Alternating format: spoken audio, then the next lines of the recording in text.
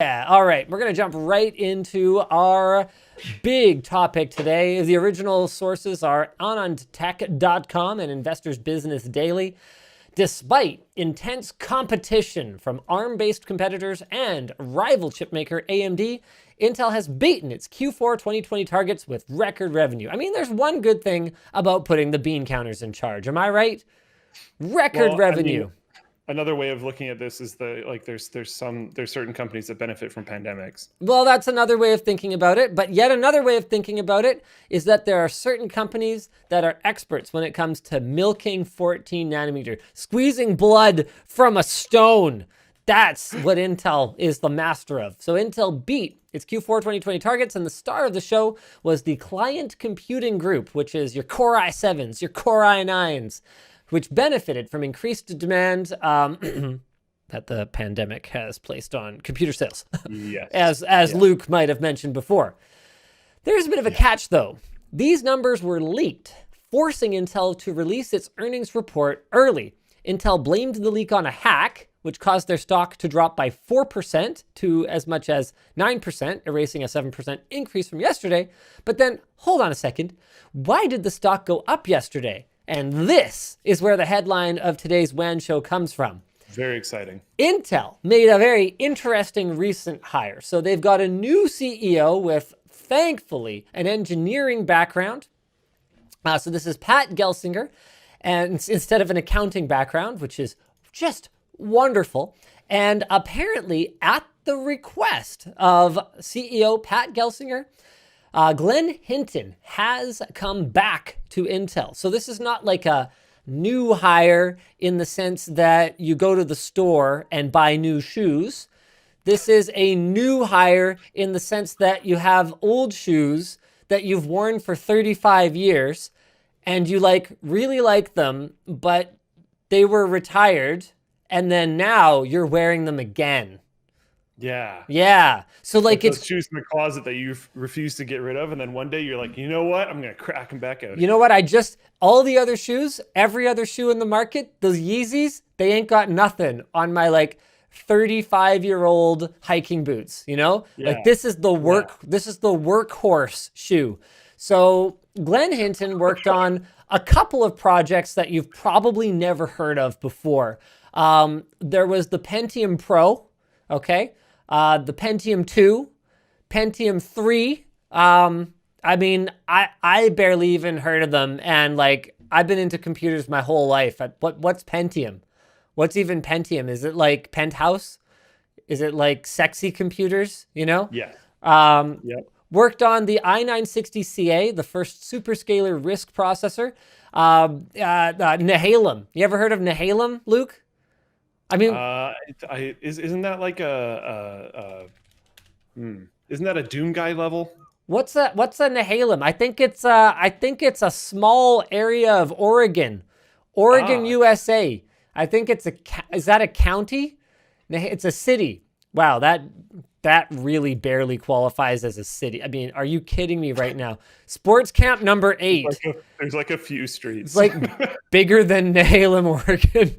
No offense if you're from Nehalem. Just kidding. I know nobody from Nehalem is actually watching because there's apparently 6 people. Yes. The population was 271 people in 2010, and they probably don't have internet anyway. So I think we're good here on not upsetting the people of Nehalem too badly.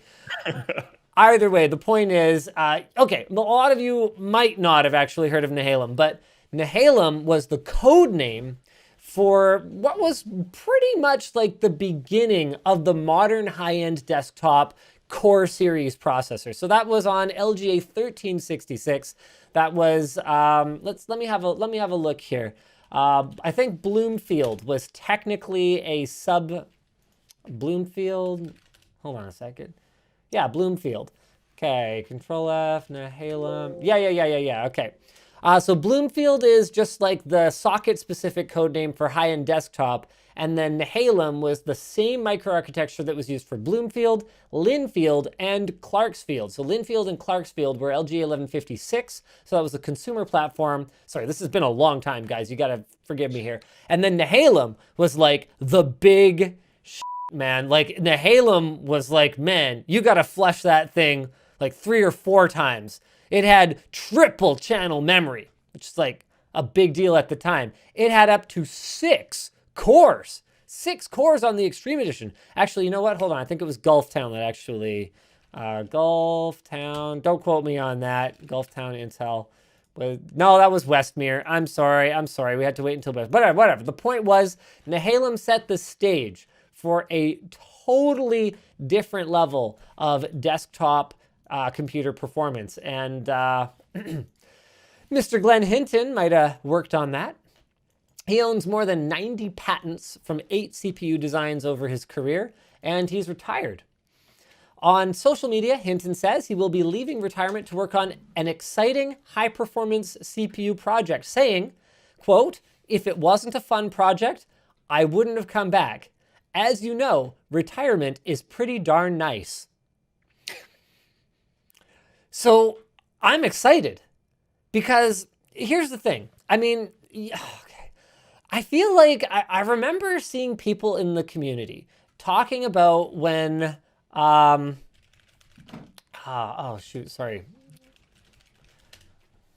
Talking about, yes, okay. I remember seeing people in the community talking about when Jim Keller went back to AMD. It's like, I don't know, maybe Jim Keller's best ideas are behind him or something like that.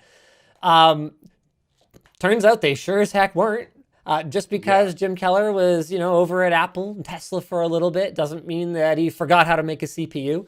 And the thing about super smart people, because remember, guys, we're not talking about like, the kid in your high school that got the best grade on the math test or whatever. We're talking about super smart people here. I'm willing to bet that in the 10 years since Nehalem and in the 15 years since K8, so Jim Keller actually had about a similar period of time. I'm willing to bet that super smart people have sat around and thought of some pretty super smart ideas that they just couldn't execute before or hadn't thought of. And I wonder what would have happened if we took this angle or this other angle, etc. Yeah, because the thing about anything is that there's always a way to improve it. Even something as simple as like a t-shirt, lttstore.com. There's always ways to improve it. So here's something Here's something we didn't realize until we actually hired a fitment engineer. I think that's what the position is called. Anyway, she works here now. And we were like, okay, so we're working on our own t-shirt blanks instead of just buying American Apparel shirts and printing on them. And she was like, yeah, so one of the things that I realized about American Apparel's blanks is that the neck hole is identical for small, medium, and large. And there's a process called grading for shirts.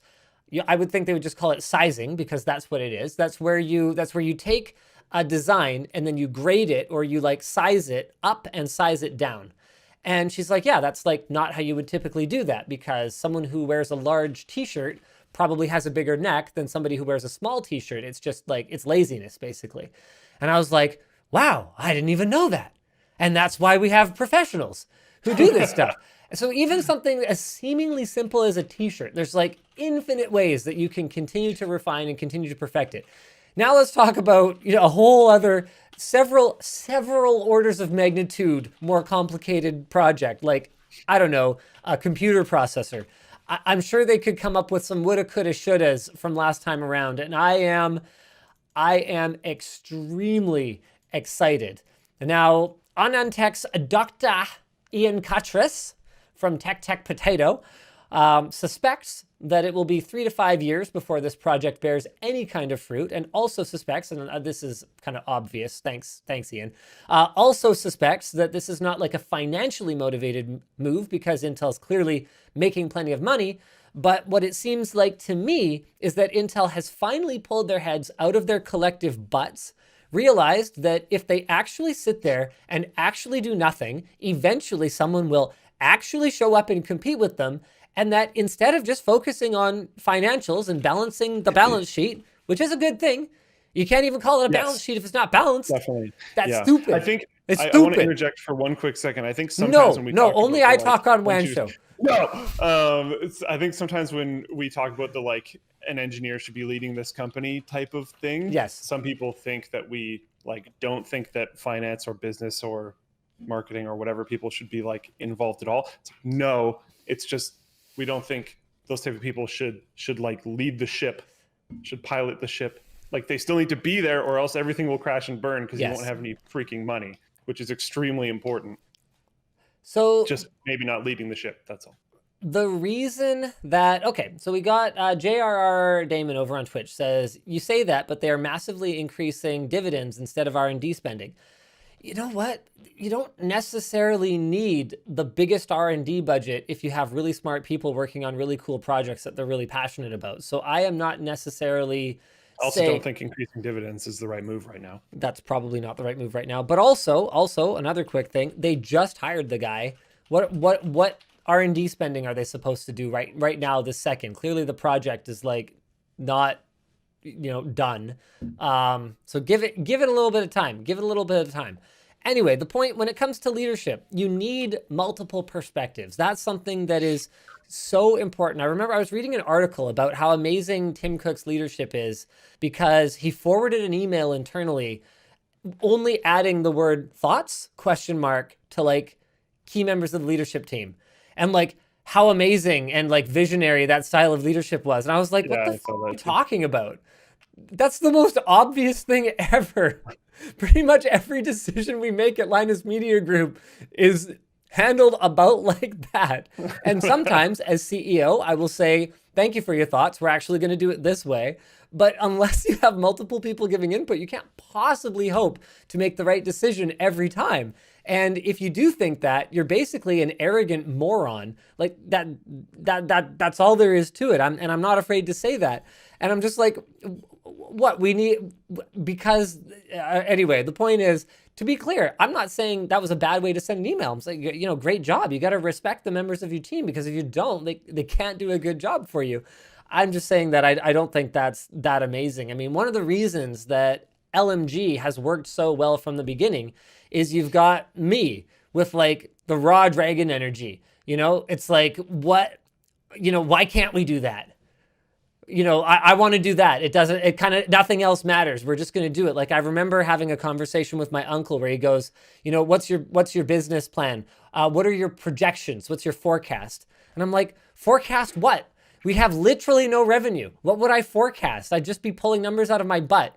If I'm going to pull things out of my butt, it should probably be videos so that I can upload them. So maybe I'll have some revenue, and we'll talk about a forecast. Forecast later. Yeah, we'll talk about a forecast later. It'll be fine. It'll be fine. And we would hire someone, or like I'd want to hire someone, and Yvonne will be like, okay, well, here's the numbers, and I'll be like, no, take your numbers, throw them in a fire. I've got this like gut feeling, that if we bring in this person, it'll pay for itself in this roundabout way. And I don't have numbers to back it up, but don't worry about it. And the thing is, like, you need both of those perspectives, because Yvonne has also pulled me back from the edge of making very poor financial decisions multiple times. And you need people who are grounded in reality to actually execute on a crazy vision. Like, if I had the idea, I have an idea. Why don't we have an amazing studio? Okay, good job, Linus. Good idea. I'm sure every YouTuber, every Twitch personality ever was, like, oh man, I got a dope idea. What if I had a studio and it was like full of lights and we had cameras and we could have people to move the lights and operate the cameras, and so it'd be amazing. Oh my God. What if we had a company? But that's just an idea. Somebody has to actually find it, make it fit in the budget, and then actually pay for it. Make sure the company's cash flow, make sure that the paychecks, cash. I mean, Luke, do the paychecks always clear? I think so. 8 years in, you literally don't even check, do you? Now that we have direct deposit? I trust Yvonne, dude. I don't know. When's the last time you checked your paycheck? Hey, Vaughn, I think we could probably stop paying Luke. I think he actually wouldn't notice. She's like, don't tempt me. No, she didn't say that. Yeah, I think I did at like the beginning for really not that long, I think. And then eventually I was just like, it's gonna be like, I remember one time, even when I was checking, I like didn't notice that there was some discrepancy, and Yvonne caught it and like told me about it and fixed it. And I was like, wow, yeah, I really don't need to check. I think it's gonna be fine. You know, So, Yvonne doesn't yeah. do payroll anymore, right? Yeah, anyway.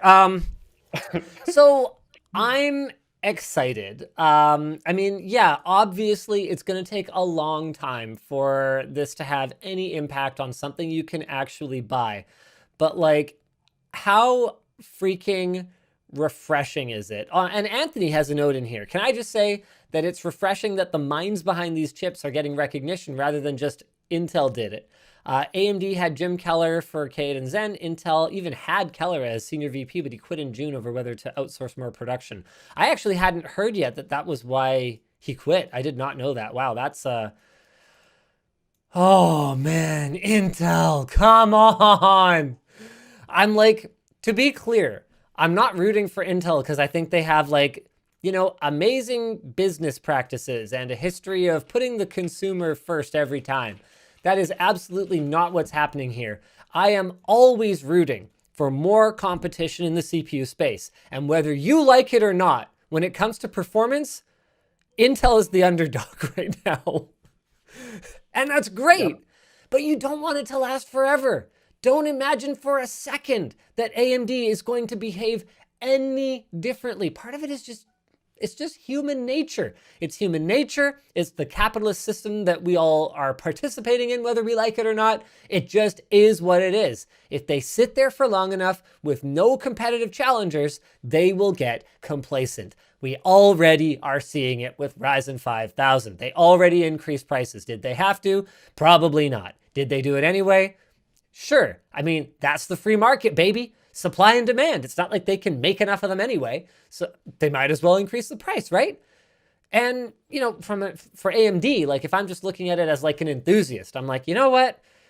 AMD, go for it. You could probably use the money. So you can go buy like an interconnectivity vendor. I forgot who they buy, Altera or something. I can't remember what company they bought. AMD buys Xilinx. Is that the one? Why did I say Altera? Yeah, Xilinx. Yeah. You know, go buy some stuff. Make sure you stay competitive because I need that competition to be ongoing. But that doesn't mean that I want Intel to go 10 years without, you know, releasing products that are like, you know, bulldozer grade. That was a rough time when there was only one CPU vendor, because you got to remember, competition's good for not just me personally as an enthusiast, it's good for my business. Like if I can have AMD and Intel bidding against each other for like who wants to market their CPUs the hardest because, you know, the performance is close, so it all comes down to marketing. Hey, I win, just saying. You know, that's why I say, I remember, I forget when it was. I did a video about this a while back, but that's why I always say, guys, you got to look at whoever's talking to you. You got to look at whatever motivation they have. For me, I'm pretty transparent. I am highly motivated by succeeding in my business and by being a computer nerd. You can pretty much explain most of my actions by those two things. And the bottom line is, you know, for my business, I cannot screw with you guys because my business doesn't exist without you. And as a computer nerd, I can't screw with you guys because I've been helping people pick the right parts for their computers since before anybody even gave me a paycheck for it. So, but that doesn't mean that I'm not all about my business growing and making money and continuing to offer career development opportunities for the people who have hitched their carts to my horse. So I am all about it being absolutely cutthroat in the computer industry. I love it. I want the most brutal competition possible because it's good for me in every possible way. Everything that motivates me, I win if there's intense competition. And so do you, by the way. Do you think this is the first major move? And I know they have made many moves, so I'm using major quite specifically. Do you think this is the first actual major move that they've made to combat AMD? No. What I suspect is that, because I mean, I've already seen other things. I mean, those cryo coolers, maybe they're a clumsier a clumsier effort to combat AMD, but they're really cool. Do you know the details of them? Does it seem major though? No. Okay. What's major about that is that that project is crazy. It makes no sense. So kind of like counterculture to what they've been doing for a long time. Yes. Okay. Yeah. No, I agree with that. That makes Yes. sense. Okay. Yeah. I'm on board. So it's like it's not the fire, but it smells like smoke. You know what? You know what I mean? There's a fire under Intel's butt, and I can smell the Intel butt smoke, fire smoke. And those kinds of projects, those kinds of like, yeah, we took some smart people and we locked them in a room and we said, go make some crazy stuff. And they came back and they were like, here's our crazy stuff. And we were like, green light, let's go. That is an attitude shift that we needed to see from them and that I believe is actually happening. They have lost some key talent, no doubt. But the thing about key talent is that it attracts key talent. You know, okay, think about it this way. We have people on our team at Linus Media Group that members of our community admire. If we didn't have people like, you know, an Alex or Anthony or Jake or Riley or James, like if we didn't have this team that is already perceived as like superstars, then the quality of our applicants whenever we put out a job posting, I guarantee you is lower because we have people talk about how exciting it would be to work shoulder to shoulder with these guys. So it's a snowball effect. The more you can bring on talented team members, the more other like smart talented team members, the more other smart talented people are going to be like, gee, there must be something to this. You know what? I had so much of your life working. You should Yeah. probably want to. You would probably aspire to try to be in an environment that would inspire and drive you forward, et cetera, et cetera. So that's going to be the type of stuff that you're going to try to push for. Exactly. That's why a brain drain is something that is not easy to stop. It's not something you can just throw more money at. It's not that simple. So I'm really excited. I'm hoping for a big comeback here because I want to see competition for all the various reasons that I love it. And I think it's time to move on to our next topic.